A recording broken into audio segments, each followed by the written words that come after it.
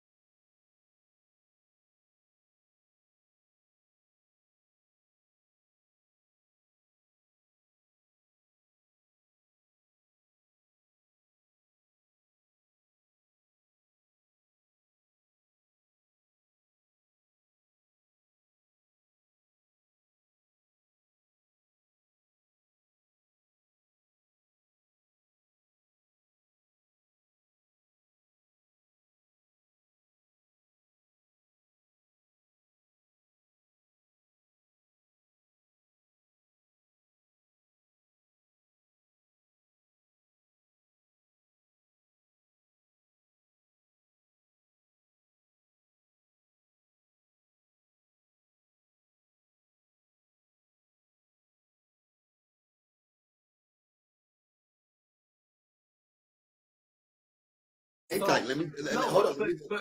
But I'm saying, so when you say, but just to address when you say the schedule, if you're gonna say the schedule, but in the same breath you're blackballed from Hollywood, how busy is a blackballed from Hollywood actress? And again, I don't think that's fair. Wait, hang tight. You gotta let me jump in a little bit. Mhm. I don't think that's fair, right? Because when we started this off, you expressed how difficult parenting has been, how that daycare comes out of your account every week, and you ain't missed a beat. Congratulations on that, because I missed some daycare payments. I ain't gonna lie to you. You pay the rent every month. You ain't missed a beat. Congratulations on that. When my rent been late, I had to pay some late fees. Might even had a dispossessory and everything. Yeah. So with that being said, you understand the complexities of parenthood, and even though you're grown, and that's my grandchild, that's your kid. I'm just keeping it a buck. That's your kid. I'm gonna get there, and I can't wait to see her. I can't wait to meet my grandbaby. But right now, I got stuff to do, and I don't think that it's fair to minimize her obligations simply because she might be blacklisted or blackballed. There are other obligations and other things that she may have going on. As you stated, she had a show in Raleigh, and that was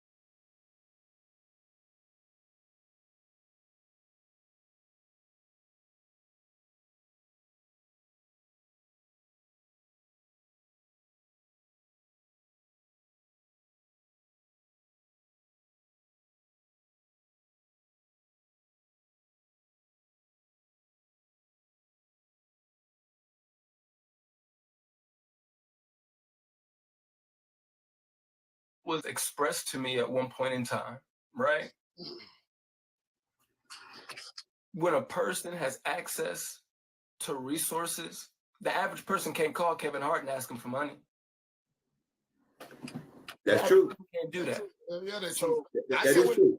So I get where you coming from though, because we make time. One thing about us as adults with children, we make time for what we want to make time for. So whether I'm working a 9 to 5 or running my own business, if my son got a JV basketball game at motherfucking 3 o'clock, I'm either gonna take off or I'm gonna goddamn get some points off my get here. I'm going to see my son play basketball. So I'm with him on that part. We make time for who we want. You going to see your son? He's talking about the grandchild. I'm just saying. I'm saying it don't matter. It don't matter. I'm saying my point is we make time for what. And look, I get it because I got grandkids. So I'm not speaking from a biased perspective. Well, maybe a little bit, maybe just a little bit, because I have grandchildren. So, but and I understand the affections that one has for their grandchildren, right? But my kids are not my first obligation. I get that, but you got to understand though why you feel like that. You got some grandparents that crazy about them goddamn grandkids. Because I know some grandparents that I get that. Yeah, make their kids like they.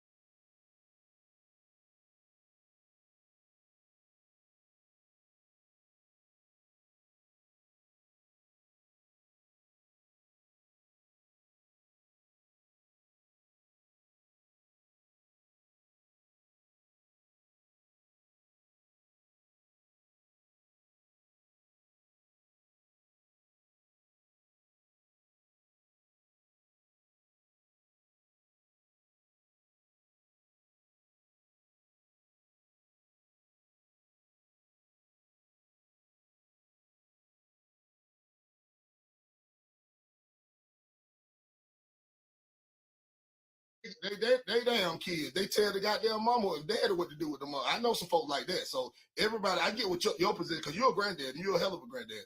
So, but what I get exactly what he's saying though. If you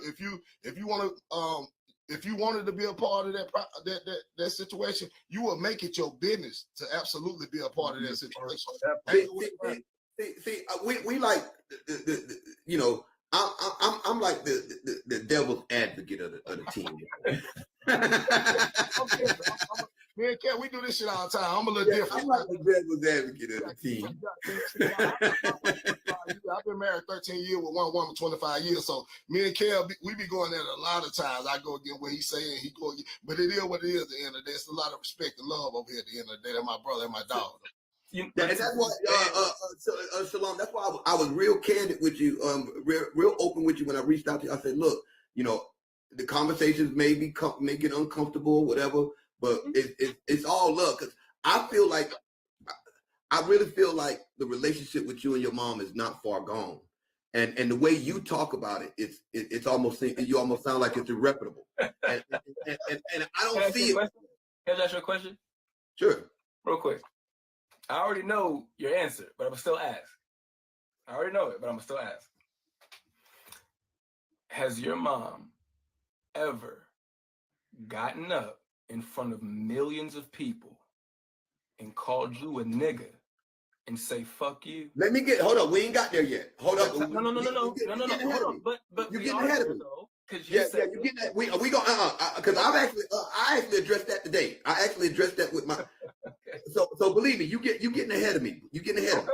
We're gonna get there. I promise you, we're gonna get there. We're gonna get there.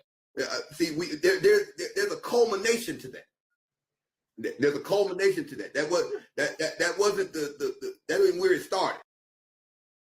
And in 3 of those videos, let's call it 25 minutes worth of me talking. Okay. In that, at the very end, Monique and Sydney say, I'm mentally ill, or I'm having some mental moment. I addressed that too. Okay. I don't use profanity, I don't think, in any of the videos. I do. I don't think I raised my voice in any of the videos. I didn't bash or expose my mother in any of the videos. Hold on. I disagree with that. Hold on. At the end of the third video, I post pictures of my daughter and my family. I love that. I gotta admit to you, I love it. Was my son is a nigga and fuck him. Now, hold on, because a lot of people don't have this context. That was not a one-off event.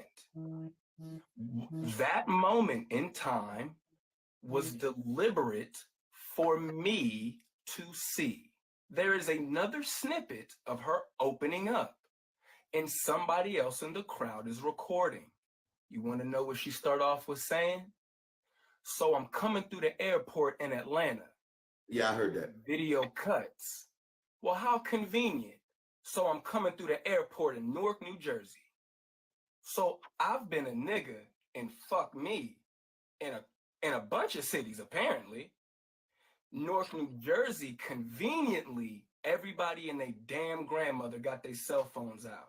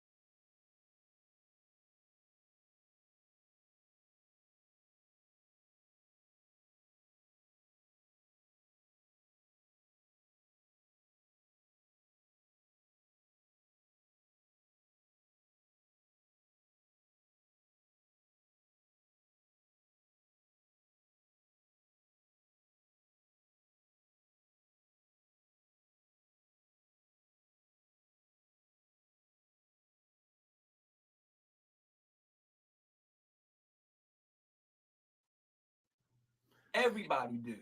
Now, to keep it a band, as the young children say, I'm not sensitive or made out of tissue paper. I'd be naive, Uncle Kev, if I said to you, hey, Uncle Kev, she ain't gonna do no joke. That'd be dumb for me to say to you. I knew that material was gonna happen, but the material wasn't funny. So what happened is the equivalent of Gary Owens, who's, I believe, he's white. Say Gary Owens does a black joke, but it's not funny. Well, the racism in his joke doesn't have any humor to protect what he said. The same rules apply for a mean joke. If you do a fucked up joke and it's not funny, all that remains is the fact that you said some fucked up shit. Now, see, let me jump in. Hold on.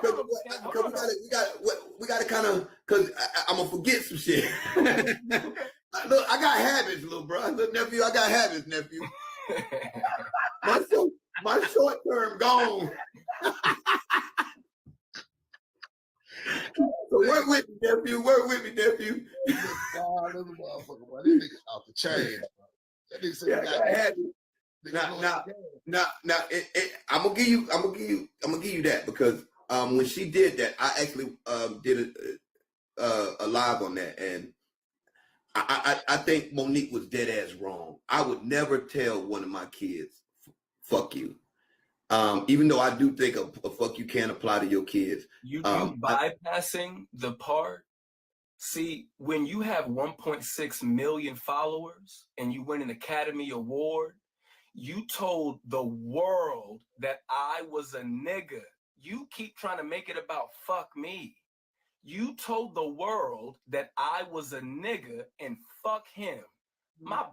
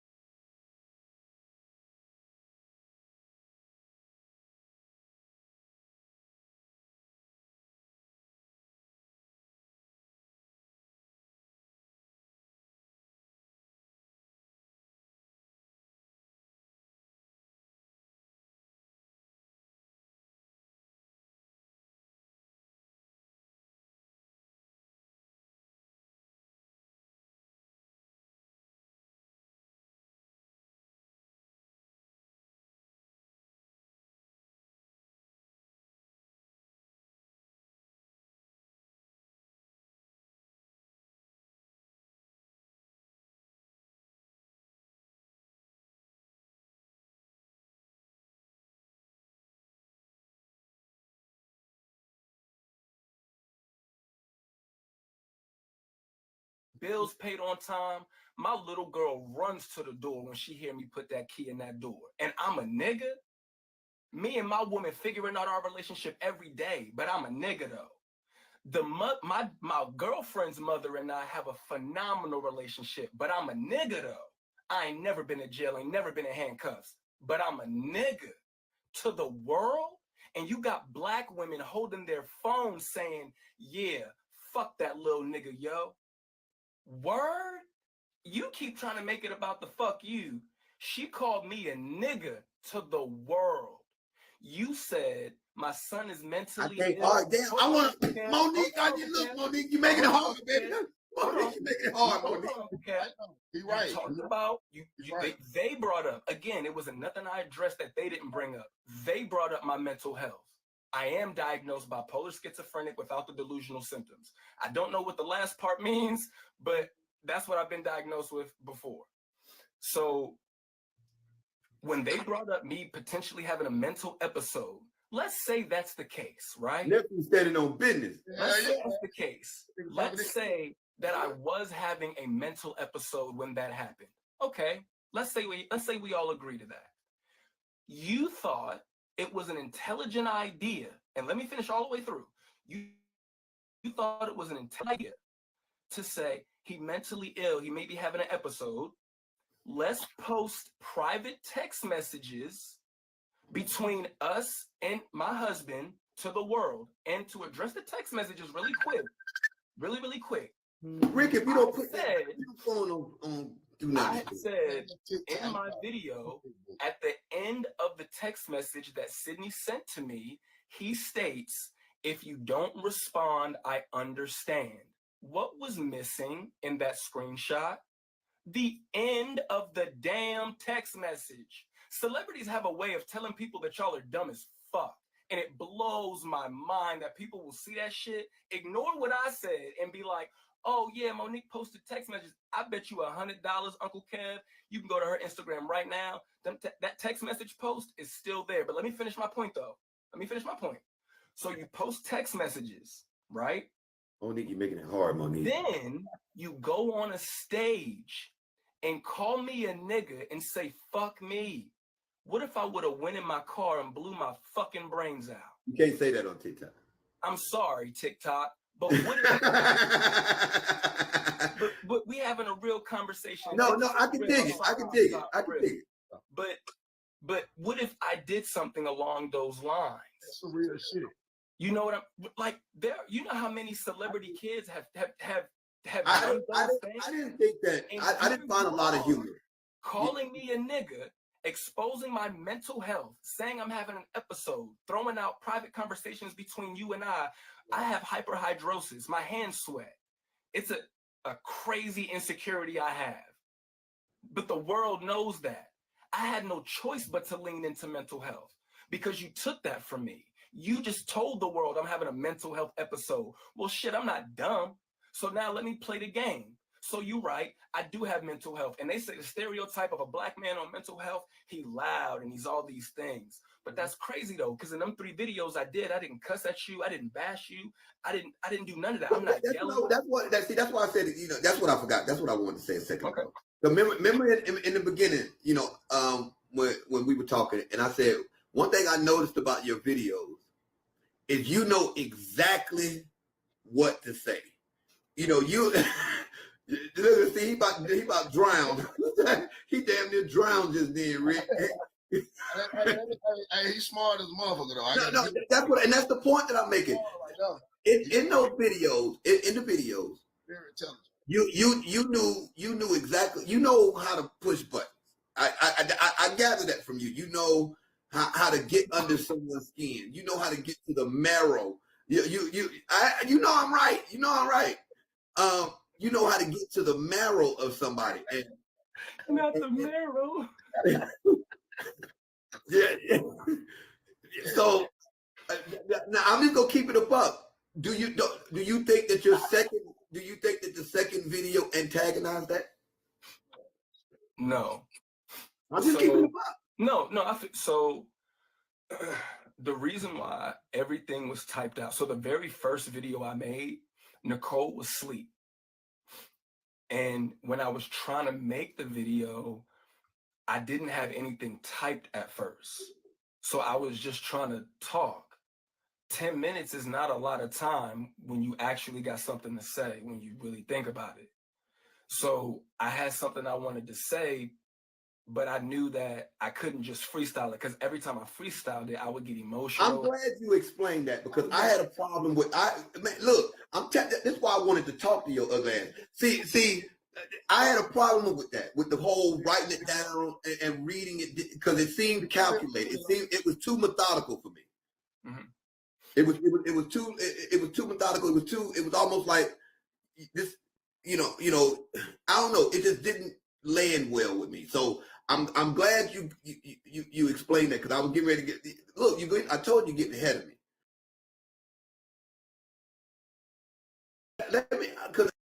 And in 3 of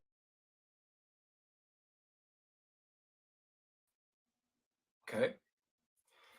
In that, at the very end,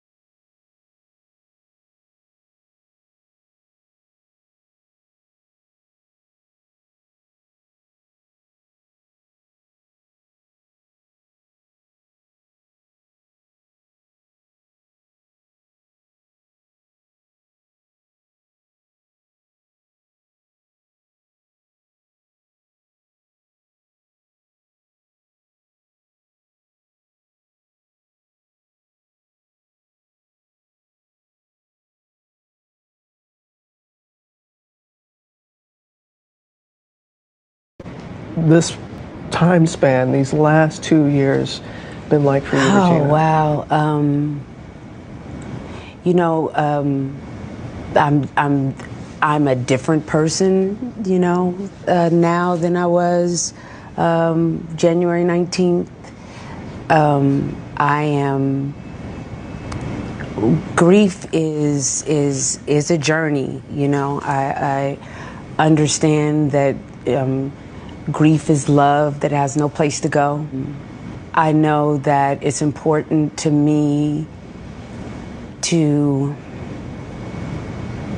honor Ian in the totality of who he is. I speak about him in the present because he is always with me, and the joy and happiness that he gave all of us. But behind that joy and happiness, Ian's mental health took a toll. When it comes to depression, that people expect it to look a certain way, and they expect it to look heavy, and people expect that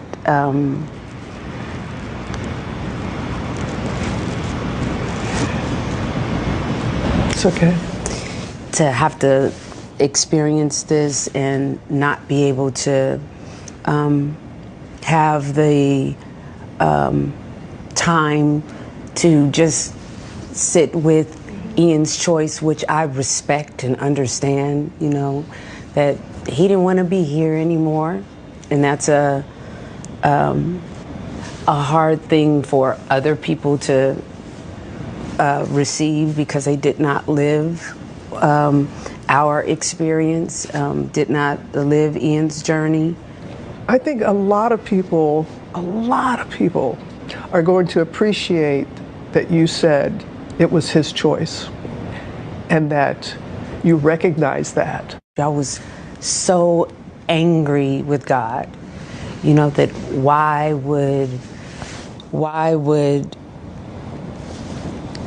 that weight be given to Ian?